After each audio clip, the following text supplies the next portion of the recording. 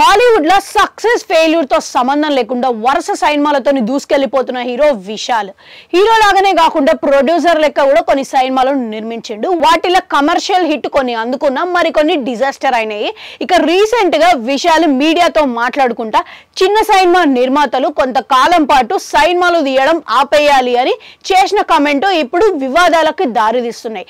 ప్రొడ్యూసర్లు సినిమాలు తీయడం ఆపేస్తే దాని మీద బతుకుతున్న ఎంతో మంది జీవితాలు రోడ్డు మీద పడతాయని కామెంట్లు పెడుతున్నారు. ఇక రీసెంట్ గా ఒక ఇంటర్వ్యూలో విశాల్ దీనిపైన క్లారిటీ ఇచ్చేసిండు అనమాట. నా మీద కావాలనే కొంతమంది ఈ మాటలు వివాదాస్పందానికి చేసే లెక్క మారినాయి. కాకపోతే గత కొన్నేళ్ల నుండి ఇండస్ట్రీలో సక్సెస్ రేట్ కంటే ఫెయిల్యూర్సే ఎక్కువ ఉన్నాయి. ప్రొడ్యూసర్లకి నష్టం కోట్లల్లో వస్తున్నది.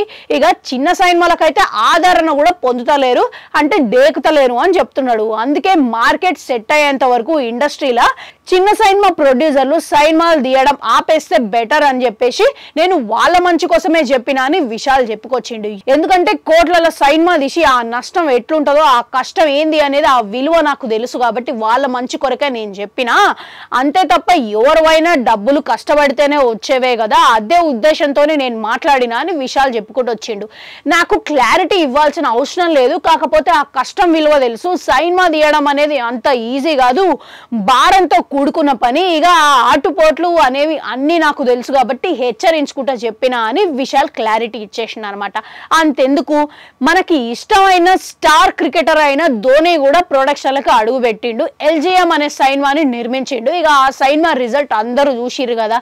ఇక ఆ సినిమా రిజల్ట్ చూడడంతో పక్కకు పెడితే ఇక ఆ సినిమా రిజల్ట్ కి ప్రొడ్యూసర్లకి ఎంత లాస్ వచ్చింది అనేది తెలుసుకుంటే వాస్తవం అందరికీ అర్థమవుతుందని క్లారిటీ ఇచ్చేసిండు. ఇక మొత్తానికి విశాల్ చేసిన కామెంట్ల మీద నిర్మాతలు ఎవరైనా రియాక్ట్ అవుతారో లేదో చూడాలి. మరి ఇక మొత్తం విన్నారు కదా. ఇక ఏ కోశాన చూసినా కానీ కరెక్టే అనిపిస్తున్నది. ఎందుకనంటే అన్ని అనుభవించిన వ్యక్తి లెక్క చెప్పిండు కాబట్టి ఎంతో కొంత నిజం అయితే ఉన్నది. ఇక మీకేమనిపిస్తున్నది అనేది కమెంట్ సెక్షన్లో కమెంట్ పెట్టుర్రి. అట్లనే అడుగంటుంటుంది, అది కూడా నొక్కురి.